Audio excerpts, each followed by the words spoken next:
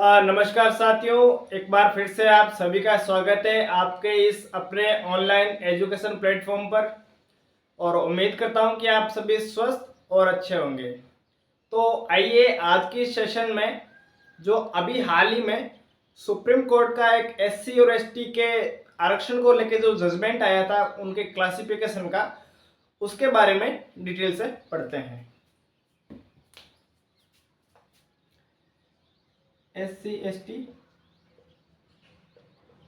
आरक्षण वर्गीकरण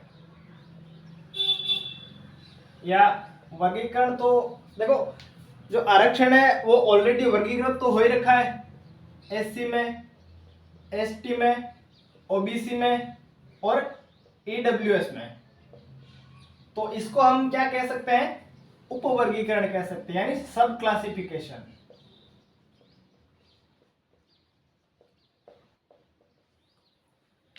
तो आइए थोड़ा पहले जानते हैं जो ये आरक्षण है, इस आरक्षण का इतिहास क्या है। तो इसके लिए हम कुछ अपने जो संविधान है उसके कुछ आर्टिकल पढ़ते हैं। देखिए, आर्टिकल 14 to 18 यह है समानता का अधिकार।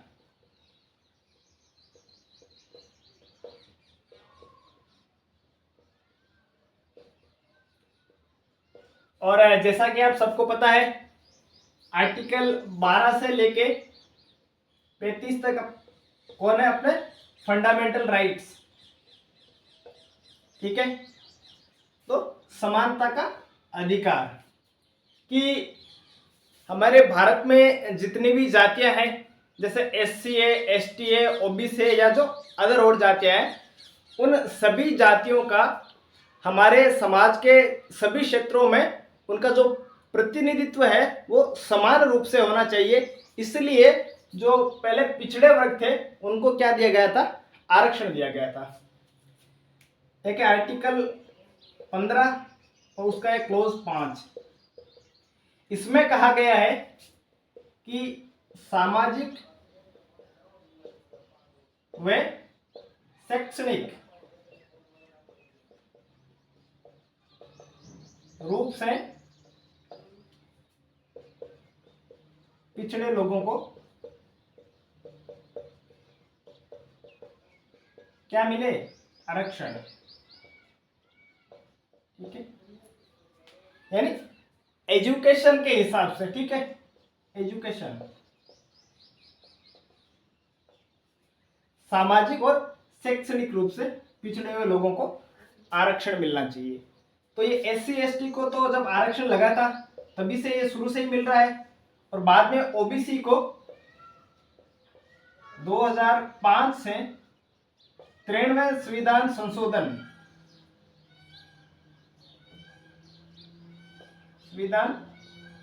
संशोधन से ये मिल रही है। ठीक है, इसके बाद में एक आर्टिकल है, आर्टिकल 16 और उसका क्लोज है 4। इसमें कहा गया है कि काम के क्षेत्र में रोजगार,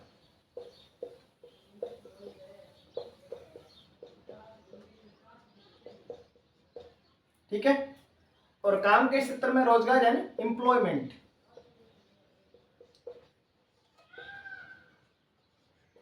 तो हमारे भारत में जो आरक्षण का वर्गीकरण किया गया है वो दो आधार पर किया गया है।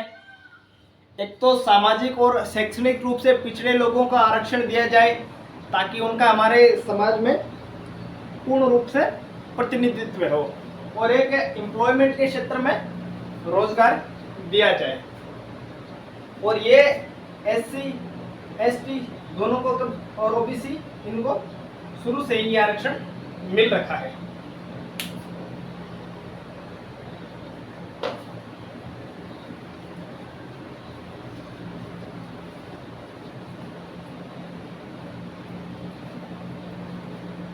देखिए, आरक्षण दो तरह का अभी हमने पढ़ा, एक तो एजुकेशन बेस्ड,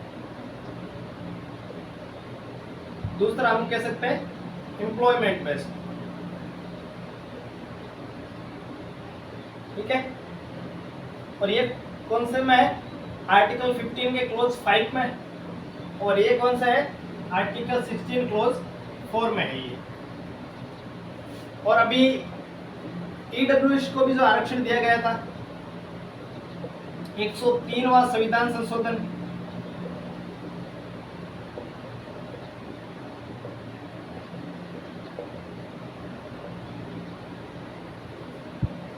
और उसमें कौन से क्लोज जोड़े गए, 16, 15, 6 और 16, 6। यानी एक तो एजुकेशन बेस्ड आरक्षण ईडब्ल्यूएस को और एक एम्प्लॉयमेंट बेस्ड। ठीक है, तो ये अभी वर्तमान जो आरक्षण का स्ट्रक्चर है इस हिसाब से है। तो अभी जो वर्तमान मुद्दा है वो क्या है, और आज 21 अगस्त के दिन भारत बंद का ऐलान किया गया है, वो क्यों किया गया है, तो आइए जानते हैं।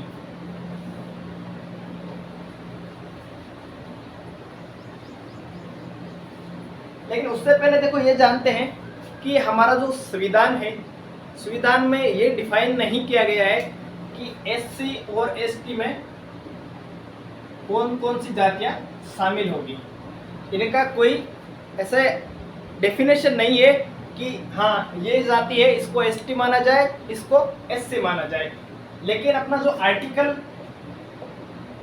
341 है और एक आर्टिकल है 342,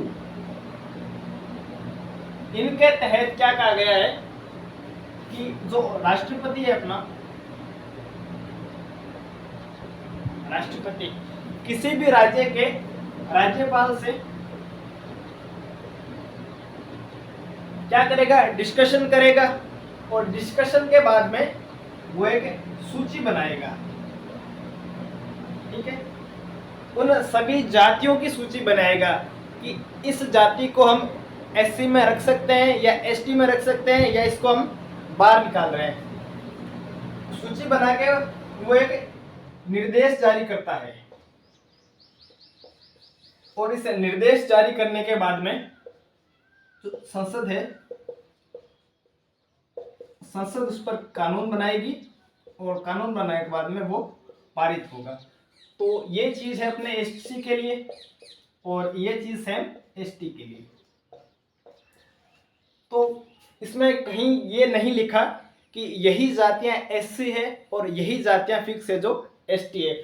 अगर राष्ट्रपति चाहे तो ओबीसी की कोई जाति है उसको राज्यपाल से पहले डिस्कस करेगा, फिर इसकी एक सूची बनाएगा, फिर वो नोटिफाई करेगा, और फिर वो संसद में उसको कानून बना के भेजेगा। तो ओबीसी की किसी जाति को राष्ट्रपति यहाँ पे इंक्लूड कर सकता है। तो अब एससी एसटी को जो आरक्षण दिया गया है, कितना परसेंट दिया गया है, 15 + 7, 15 एससी को दिया गया है, 7 एसटी को दिया गया है, ताकि इस समाज के जो लोग हैं वो आर्थिक, सामाजिक और शैक्षणिक रूप से पिछड़े नहीं। लेकिन ये जो इनमें जो ये आरक्षण है, इसका जो फायदा है वो सभी लोग नहीं उठा रहे हैं। कुछ गिने चुने लोग, कुछ 1% लोग ही इस चीज का फायदा उठा पा रहे हैं।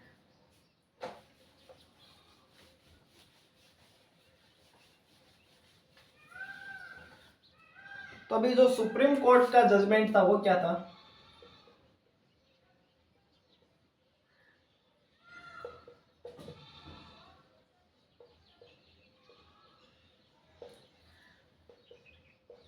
सुप्रीम कोर्ट ने जजमेंट दिया था कि जो एससी और एसटी में जो आरक्षण की व्यवस्था है, उस आरक्षण का क्या होना चाहिए, सब क्लासिफिकेशन।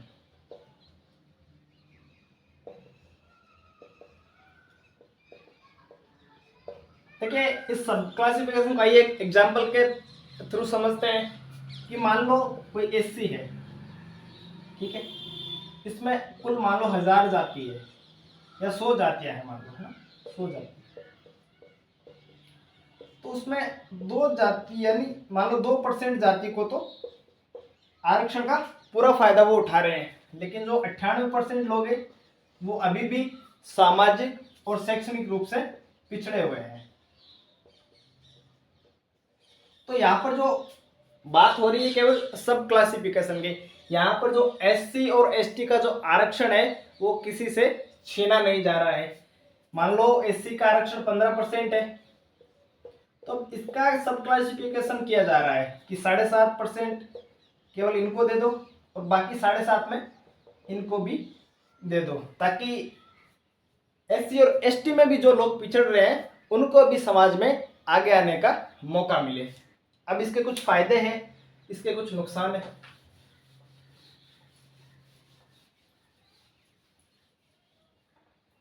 देखिए, इसका नुकसान तो यही है, आपको मैं एक एग्जांपल के थ्रू समझाता हूँ कि अभी 2-4 साल पहले एक आईएएस बनी थी टीना डाबी। तो टीना डाबी की मम्मी भी आईएएस है, उसके पापा भी आईएएस है, उनका जो परिवार है वो समृद्ध है, शिक्षित है, फिर भी वो आरक्षण का लाभ उठा रहा है। और इसकी बजाय जो दूसरे लोग हैं जो एक पुअर बैकग्राउंड से आते हैं उनको आरक्षण नहीं मिल रहा। तो ये क्या है, टोटली डिस्क्रिमिनेशन है, भेदभाव है। तो देखिए, इसके जो पक्ष में लोग हैं वो क्या कह रहे हैं। पहली बात कि आरक्षण का सही रूप से वर्गीकरण हो जाएगा।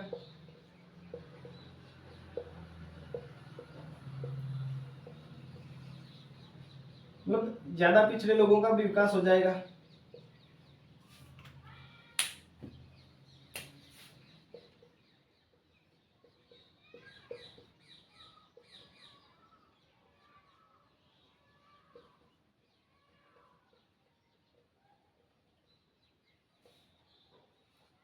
और जब हमने आरक्षण लागू किया था कि समाज के सभी हिस्सों में, सभी क्षेत्रों में हर लोगों का भागीदारी या प्रतिनिधित्व है, तो वो चीजें सही लागू हो जाएगी। ठीक है, आरक्षण को सही दिशा। लेकिन इसके जो विपक्ष में लोग हैं वो क्या कह रहे हैं। अभी देखो, जब भी या इसको हटाने की बात आती है, जब भी इसको सब क्लासिफिकेशन करने की बात आती है, जो इसके पक्ष में लोग हैं उनको लगता है कि वो हटा दिया जाना चाहिए। लेकिन इसके जो विपक्ष में लोग हैं उनको लगता है कि लोग हमारे अधिकार छीनने का प्रयास कर रहे हैं। तो विपक्ष के लोगों को लग रहा है कि आप हमारी एकता खंडित कर रहे हो, आप हमें उपजातियों में बांट रहे हो, जाति के अंदर जातियां।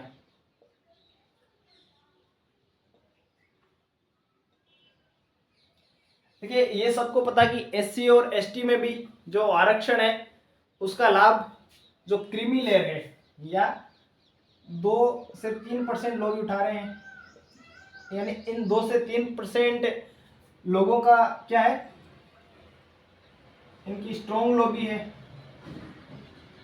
तो ये 2-3% लोग नहीं चाहते कि आरक्षण हटे, क्योंकि अगर अब इनको क्या है कि पूरा 15% है वो मिल रहा है, अगर हटेगा तो 7.5, मतलब एक एग्जाम्पल के तौर पर ये समझा रहा हूँ कि अगर ये हटेगा तो ये आधा हो जाएगा। तो ये लोग क्या है, अब देखो आरक्षण कौन कर रहा है। देखो गर्मी बहुत ज़्यादा है, आरक्षण कौन कर, सॉरी, ये जो आंदोलन है, आज भारत बंद है 21 अगस्त को।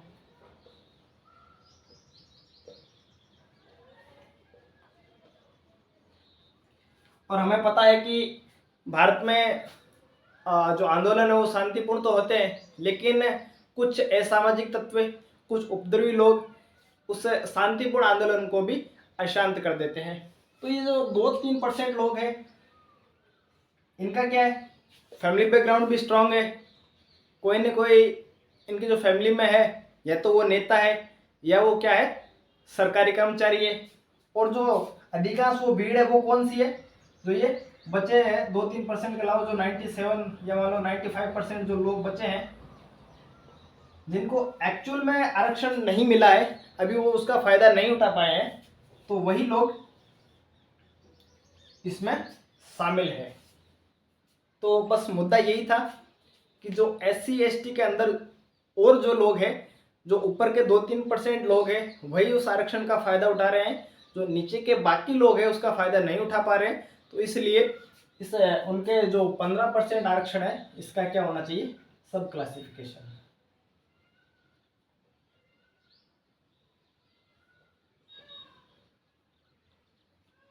लेकिन कभी भी हमें कोई चीज़ दी हुई है और वो हमसे अगर वापस ली जाए, वो छीनी जाए, तो हमें लगता है कि हमारे अधिकार छीने जा रहे हैं। लेकिन अधिकार छीनने की बात नहीं है, इसमें बात यही कही जा रही है कि सबका साथ हो, फिर सबका विकास हो। अब देखिए, एक परिवार में एक आईएएस है। अब एक आईएएस है, उसका परिवार फुल्ली सेटल्ड है, वो इकोनॉमिकली स्ट्रांग है, मतलब वो हर तरीके से वो परिवार स्ट्रांग है, और उसी परिवार के लोगों को क्या मिल रहा है, आरक्षण। और वही लोग क्या करवा रहे हैं, ये आंदोलन करवा रहे हैं। आंदोलन में कौन है, नेता। नेताओं का अगर मान लो एक बंदा कोई विधायक बन गया, चाहे किसी भी लेयर का हो, चाहे एससी का हो, एसटी का हो, ओबीसी का हो, अगर वो एक बार विधायक बन गया तो उसकी जो 7 पुश्तें हैं वो बैठ के आराम से खा सकती है। तो नेताओं को तो क्या करना है, उनका तो काम ही ये आंदोलन करवाना। लेकिन जो कम पढ़े लिखे लोग हैं, जो कम विकसित लोग हैं, उनको इस भीड़ का हिस्सा बनाया जा रहा है और उनसे आंदोलन कराया जा रहा है, ताकि ये 2-3% लोग हैं वही हमेशा आरक्षण का फायदा उठाए। तो आपको क्या लग रहा है, जो एससी और एसटी के सब क्लासिफिकेशन के लिए जो सुप्रीम कोर्ट का जजमेंट आया था, क्या वो सही है? क्या हमें इसमें सब क्लासिफिकेशन करना चाहिए या नहीं करना चाहिए? आप अपना वैल्यूएबल ओपिनियन कमेंट बॉक्स में दे सकते हैं। धन्यवाद।